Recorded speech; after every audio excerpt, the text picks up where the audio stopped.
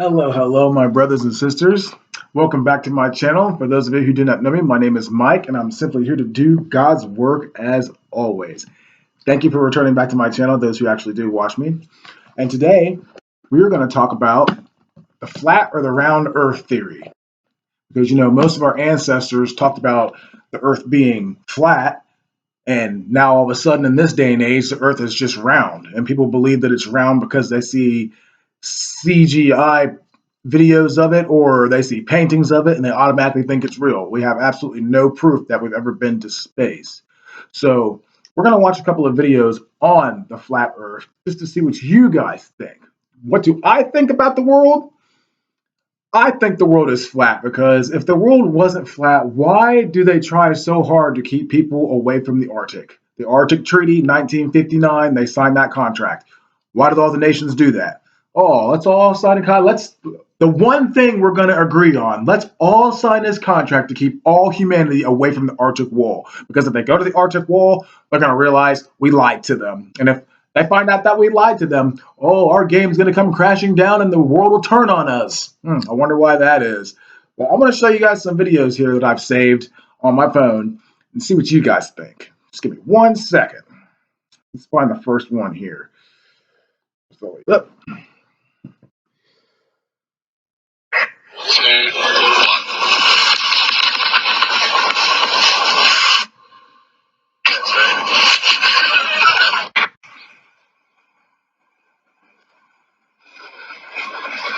Within a closed system. Now let's just think for a second here, guys. Do you think that is just a coincidence that all of our ancestors told us that we live under a dome?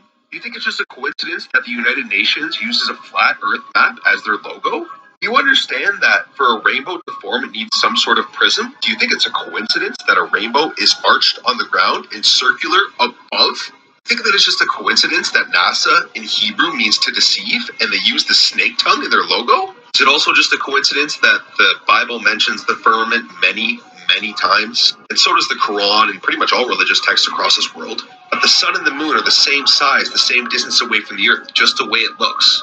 What a coincidence. Must also be a coincidence that no matter how high you go, no matter where your elevation is, the horizon always comes to your eye level, which is only possible on a flat surface. Also a massive coincidence that every one of our ancestors that were much more wise than you are told us that we live on a flat surface under the firmament, and then you got NASA's CGI blue marble that defies all laws of physics, and you believe that? Yikes. Well, the eyes are useless when the mind is blind. Peace and love. There you go right there. I do believe that the earth is, I think it's flat. A lot of people were just like, nope, I saw it on TV, it's round. How do you know what you saw on TV is not CGI? There's a lot of ways to make it look like they're out in space. You've never seen it with your own eyes, so you will never know. Not truly. Let's watch another video. Can somebody help me out? I'm trying to figure this out. Water on this ball is going down because of gravity, right? The Earth's gravity is so strong it's pulling the water down to it.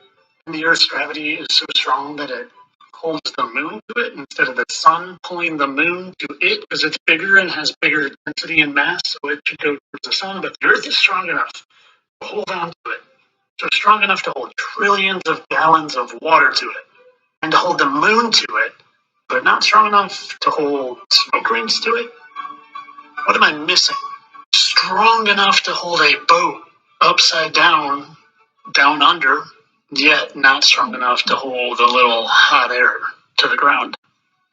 Strong enough to pull this water to it, but not strong enough to pull this less dense form of water to it. Dense? Density? Buoyancy? Density?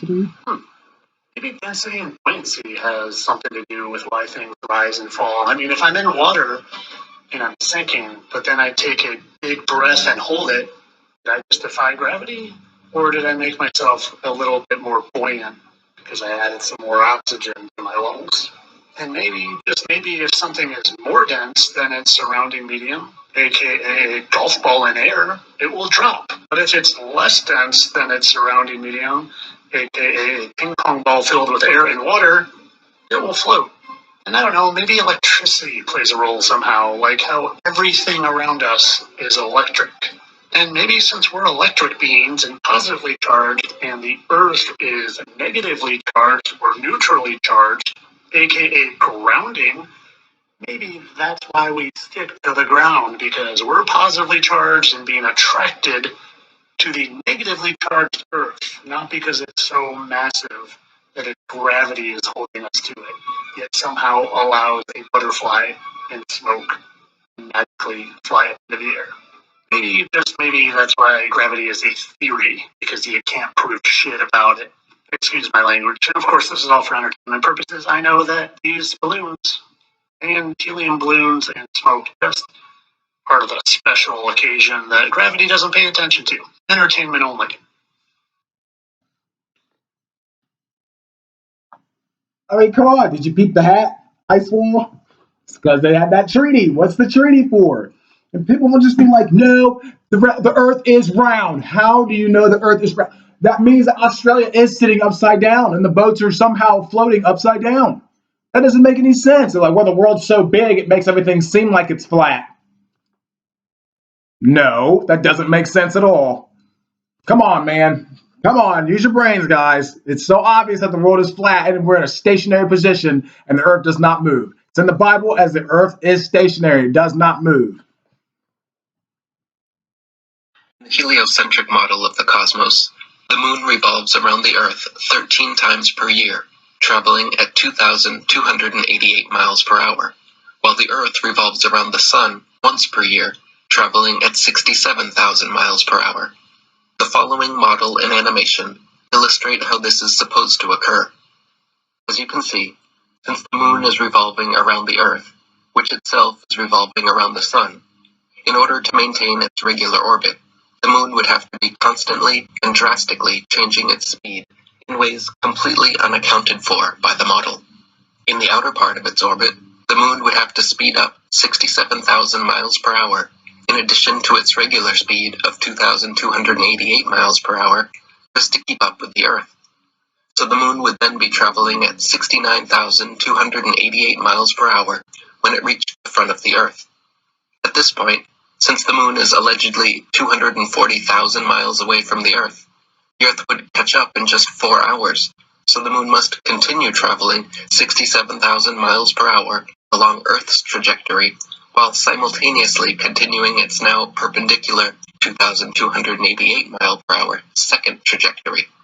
Then as it turns to reach the inner part of its orbit, the moon must now slow back down to its original speed, allowing the Earth to pass by.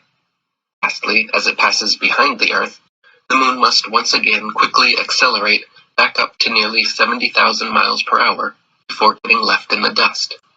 In addition to all of this, the Sun itself is allegedly orbiting the Milky Way galaxy at 448,000 miles per hour, further compounding the problems and calculations of the heliocentric model. If this were true, then the Earth, Moon, and other planets would all have yet another set of ridiculous and impossible corkscrewing accelerations and decelerations necessary just to keep up with the Sun. For the cherry on top, all of these calculations have been assuming perfectly circular orbits, but the actual heliocentric model claims that the Moon's orbit around the Earth's orbit around the Sun, and the Sun's orbit around the Milky Way are all elliptical, not circular, meaning there would be even more additional accelerations and decelerations to calculate depending where each one is along its elliptical path.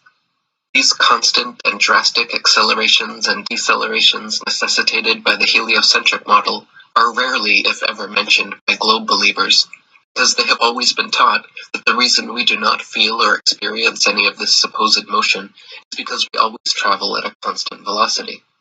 In their own model, however, due to their elliptical orbits and revolving around other revolving bodies, Moon, Sun, Earth, and other planets could not maintain constant velocities, and would instead be regularly accelerating and decelerating.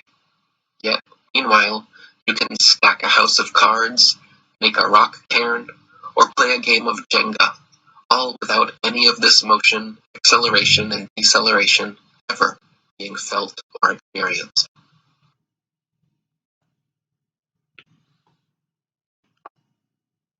And it's like if you think of a train, and a train is moving, and you see the smokestack coming out of the train. The smokestack goes one way while the train's going the other. How come smoke from like factories don't blow off like that if we're spinning around at thousands of miles an hour? That doesn't make sense to me at all. Like what?